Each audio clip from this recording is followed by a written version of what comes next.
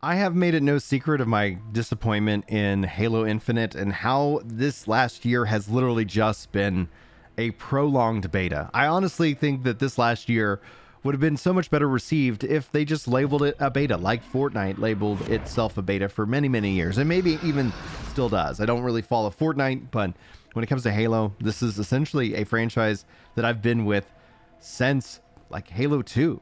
My brother talked me into getting this game, and I'm so glad that he did.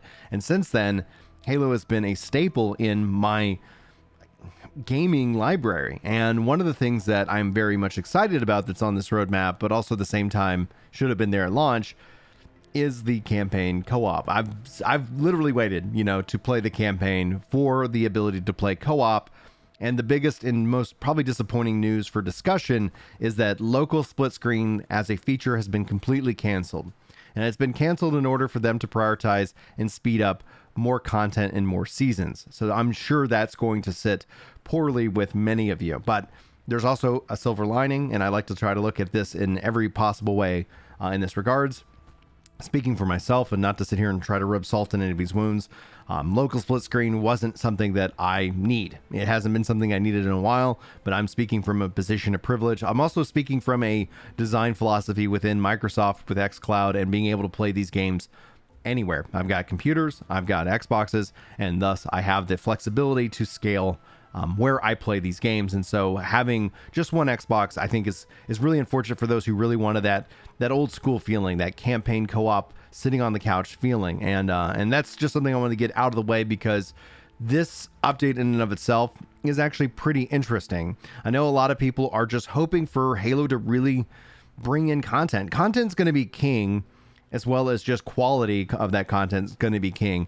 And this roadmap also doesn't reflect what we've also kind of seen and heard whispers of when it comes down to a battle royale. Maybe that's going to be information and news that drops later, or maybe they've also decided to hold off on that for the time being. But let me cover this roadmap for you guys, give you guys my thoughts on it as well. You can always sound off below. And hello if you're new. My name's Brian, and if you're a returning subscriber, you're freaking magnificent. And thanks so much for coming back and checking out this video. All right, here's how it's being structured. Here's the oddness of this all. Now, the positive is that it looks like finally in Season 3, running from March 7th through June 27th, we're actually looking at a reasonable sized season as opposed to these long seasons with not a lot of updates, right? And we're going to have this winter update, which is November 8th through March the 7th. And in this case, that's where we're getting the Forge Beta, Campaign Network Co-op and Mission Replay, free 30-day, 30-tier Battle Pass, and new maps, Detachment and Argyle, along with Match XP Beta. This is something that I'm going to have my sights set out on it. I think one of the core struggles I have with Halo Infinite is its progression system. I love that I can keep my Battle Passes. I do love that feature. But ultimately, when it comes down to it, their entire progression system is broken, and it has been broken since we were giving them that feedback 6 months before launch. And hopefully this is going to be a new way of refreshing that experience.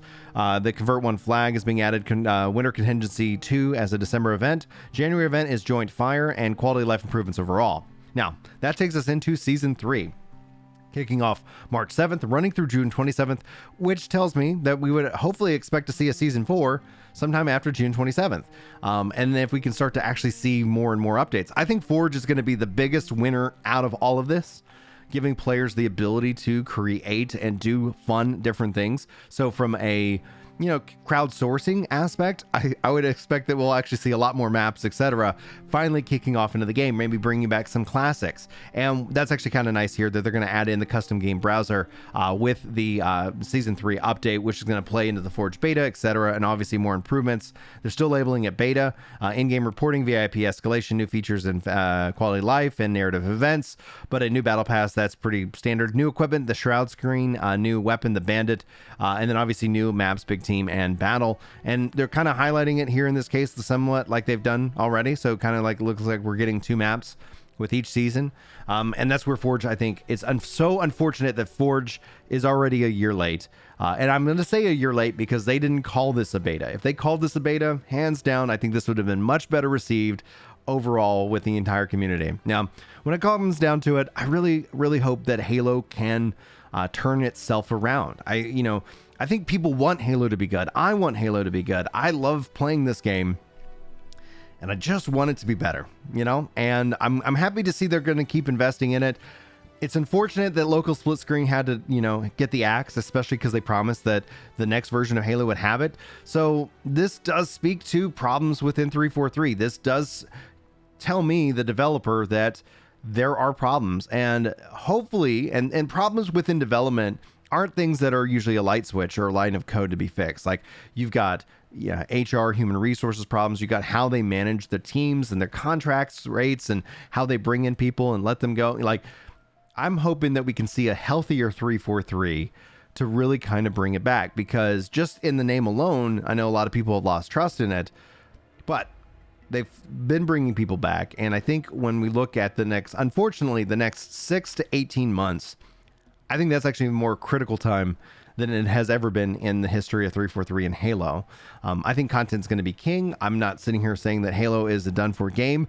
I obviously will be playing it on November the 8th and on March the 7th. The question is that what's going to keep me coming back in January and February? What's going to keep me coming back in May for Halo? What's going to keep me sitting in there doing PvP over any other of the games that I enjoy, especially in a PvP mindset? Anyway, love to know your thoughts. Hopefully this has been some interesting news for your day. Thanks so much for hanging out with me, and hopefully I'll see you in my next video. But until then, guys, take care.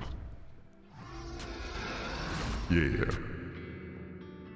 It's time to chill out on the couch and read some comments. That's right. You know me when it comes to Destiny. I'm off with a clan, and I'm glad you're feeling better. Oh yeah.